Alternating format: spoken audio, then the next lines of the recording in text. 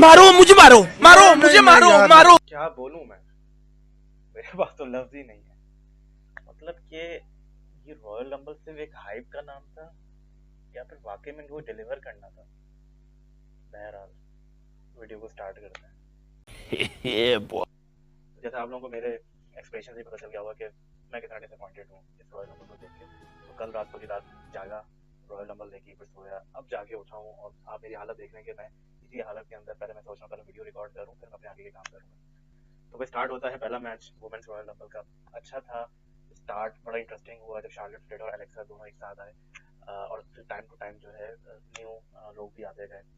लेकिन यार एनर्जी थी, मोमेंट्स थे, कुछ सरप्राइज रिटर्न थे जैसे ब्री बेला के और टिफनी स्ट्रैटन के, ठीक है। बट जिस तरह की हाइप क्रिएट हो रही थी या जो एक्सपेक्टेशन लगी हुई थी कि ने भी सराया जो कि पेज एक एक्ट्रेस थी, एक्ट्रेस देखो मैं इतना डिसअपॉइंटेड हूँ कि मैं कुछ भी बोलना चाह रहा हूँ। तो पेज जो एक फॉर्मर फीमेल रेसलर रह चुकी है डब्ल्यूडब्ल्यूई के अंदर, उनका भी था कि वो भी आएंगी, बट बहुत ही फ्लैट चला। आखिरी के जो मोमेंट थे वो बहुत इंटरेस्टिंग थे क्योंकि लास्ट में लिव मॉर्गन बची थी, टिफनी स्ट्रैटन बची थी और हाँ ये है कि विनर डिजर्विंग था। लिव मॉर्गन काफी टाइम से इस मोमेंट का इंतजार कर रही थी और फाइनली शी वॉन इट। तो आई मतलब सैल्यूट है उनको उनकी न्यू जर्नी पे और देखते हैं अब आगे रेसलमेनिया तक उनकी क्या स्टोरी लाइन होती है। अब आते हैं दूसरे मैच में, गुंथर और एजे स्टाइल का मैच। बहुत हाइप क्रिएट कर चुका था ऑलरेडी रॉ और स्मैकडाउन के अंदर। सब लोग यही सोच रहे थे कि क्या एजे स्टाइल का ये फाइनल मैच होगा। मुझे तो नहीं लग रहा था क्योंकि मुझे लग रहा था 2026 में ये अभी पूरा साल चल रहा है तो क्यों नहीं ये साल तक चलेगा, बट ऐसा नहीं हुआ। मैच स्टार्ट हुआ, बहुत अच्छा हुआ, बहुत टेक्निकल मैच भी रहा, बीच के अंदर सबमिशन मूव्स भी लगे, पावर बॉम्ब भी लगे, इवन के एजे ने गुंथर को भी उसका पावर बॉम्ब मार के उसको क्या कहेंगे कि उसी का मुंह उसी को मारा। बट आखिर में क्या हुआ, गुंथर ने अपने सबमिशन मूव में उसको पकड़ के रखा हुआ था एजे को और गुंथर ने मतलब हमें ऐसा बिलीव हो रहा था कि पास आउट हो चुका है एजे ना। और हमेशा ये होता है डब्ल्यूडब्ल्यूई के अंदर कि रेफरी जो 3 दफा चेक करता है हाथ उठा के कि अगर तीनों दफा उसने हाथ उठाया और वो हाथ नीचे गिर गया तो गेम खत्म। लेकिन हुआ ये कि इस मैच के अंदर सिर्फ रेफरी ने एक दफा हाथ उठाया, वो हाथ नीचे गिरा और उसको लगा कि बस खत्म हो गया, एजे खत्म, और उसने बेल बजवा दी और मैच खत्म हो गया। तो इस तरह से मैच की एंडिंग हुई जो कि बहुत ही थोड़ी अजीब किस्म की थी, बुकिंग का समझ में नहीं आया। इससे ये लग रहा है कि ये अभी स्टोरी खत्म नहीं हुई, ये स्टोरी होगी तो शायद एजे वापस आए, बट ये हमें आगे पता चलेगा। फिलहाल गुंथर इस मैच का विनर है। अब आते हैं हमारा आखिरी आखिरी नहीं सॉरी सेकंड मैच, ड्रू का और सैमी ज़ेन का फॉर डब्ल्यूडब्ल्यूई चैंपियनशिप। सैमी का होम टाउन तो नहीं बोलूंगा, बट सैमी चूंकि मुस्लिम है और सऊदीया बहुत उसको चेयर करता है, बहुत हाइप करता है, तो सैमी के लिए सब लोग रूट कर रहे थे, इवन मैं भी कर रहा था। बहुत शॉर्ट मैच था, 16 मिनट का ये मैच था। शुरू में इन लोगों ने अपने फिनिशर मूव लगाना स्टार्ट कर दिए थे और आखिर में 3 दफा क्लेमोर किक लगा के ड्रू मैकिंटायर ने अपना टाइटल रिटेन कर लिया फाइनल मैच पे, जो कि था मैंस रॉयल रंबल मैच। बहुत हाइप क्रिएट हुई थी। अच्छा सॉरी, लास्ट वीडियो के लिए मुझे ऐसा लगा था कि रोमन ने की एंट्री अनाउंस नहीं हुई है, बट वो ऑलरेडी अनाउंस हो चुकी थी, तो उसके लिए my bad, I am sorry. माफ कीजिएगा, मुझे बोलना नहीं आता। अच्छा तो रोमन है, कोडी है, ब्रॉक लेसनर है, ओबा फैमी है, ट्रिक विलियम्स है, डेमियन प्रीस्ट है, ये सारे सारे बड़े रेसलर।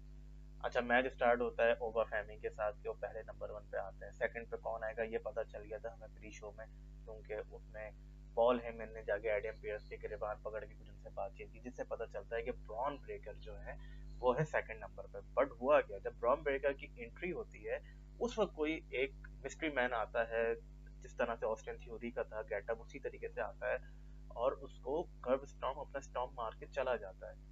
और फिर उसको पहले तो नहीं जाने से पहले उसको रिंग में फेंकता है और जैसे ही वो रिंग में फेंकता है, जब उनको होश आता है ब्रॉन ब्रेकर को, वो उठते हैं तो उसी वक्त ओबा जो है उनको रिंग से बाहर फेंक देता है। इतना बहुत जल्दी ब्रॉन ब्रेकर की वो आउट हो जाता है इस मैच से और वो बंदा भी मिस्ट्री मैन कौन है वो भी भाग जाता है। एंट्री होती जा रही है, सब चीजें हो रही हैं। अच्छा इसमें सबसे ज्यादा हाइप क्या क्रिएट हुई थी, जो मुझे लग रहा था कि शायद क्रिस जेरिको इस मैच में आएंगे, जो कि बहुत सारी जो रेसलिंग कम्युनिटीज हैं वो भी इस बात को प्रेडिक्ट कर रही थी, बट ऐसा नहीं हुआ। सारे रेसलर्स आए, रोमन रेंस आए, ब्रॉक लेसनर आए, कुछ डब ट्रिपल ए और से भी आए, इवन हमें एल ग्रांडो अमेरिकानो जो कि पहले ओरिजिनल रेसलर थे, जो कि चैट गेबल ही है, वो आए हैं। वापस आए तो हमें जो पुराना और नया एल ग्रांडो अमेरिकानो उनका भी फेस ऑफ दिखा। तो मैच सही था, जस्ट एन एवरेज, ठीक है। फाइनल जो बचते हैं उसमें लास्ट थ्री में रैंडी ऑर्टन बचते हैं, ड्रू मैकिंटायर नहीं, ड्रू मैकिंटायर से ये याद आया कि कोडी रोड्स को ड्रू मैकिंटायर ने गिराया। एक सिचुएशन होती है जहाँ पे कोडी रोड्स जो है वो अपने रोप्स के अंदर, क्या कहूंगा मैं, कि रोप्स के अंदर ही वो अ, गिरे हुए होते हैं, और वहीं से आगे पता नहीं कहाँ से आया ड्रू मैकिंटायर और उसने उसको क्लेम और किक मारी फेस पे, और ड्रू मैकिंटायर नीचे गिर गया। तो इस तरह से कोडी रोड्स जो है आउट हो जाते हैं मैच से। तो इसका मतलब ये है कि इनकी स्टोरी रेसलमेनिया तक जाएगी। तो आखिर में फिर कौन बचते हैं? रोमन रेंस बचते हैं। रोमन रेंस थे, सॉरी, अब ख्याल आया, पता नहीं क्या हो गया। इस मैच ने ना, इस पूरे शो ने मेरे दिमाग की दही कर दी। तो रोमन रेंस, गुंथर और रैंडी ऑर्टन ये बचते हैं, और रैंडी ऑर्टन आरकेओ मारते हैं रोमन रेंस को, पीछे से गुंथर जो है रैंडी ऑर्टन को बाहर फेंक देते हैं। आखिर के टू बचते हैं, गुंथर और रोमन रेंस। मैच चलता है, थोड़ा सा तफरी में चल रहा है मैच, वो उनको मूव मार रहा है, वो उसने उसको स्लीपर होल्ड में रख लिया। आखिर में रोमन रेंस जो है, क्या कहते हैं, स्पीयर मारते हैं, और स्पीयर मार के गुंथर को बाहर फेंक देते हैं, और इस तरह Roman Reigns 2 times royal rumble winner बनते हैं। अब जाके पता चलेगा कि रेसलमेनिया के अंदर किस टाइटल को वो पिक करते हैं और किस मैच की तरफ इनकी स्टोरी लाइन बिल्डअप होती है। बहरहाल एवरीथिंग इज गोइंग गुड, सब अच्छा चल रहा था, but it's just an average. तो मेरी तरफ से, मैं जो जितना हाइप था, शायद डब्ल्यूडब्ल्यू ने उस तरह डिलीवर नहीं किया।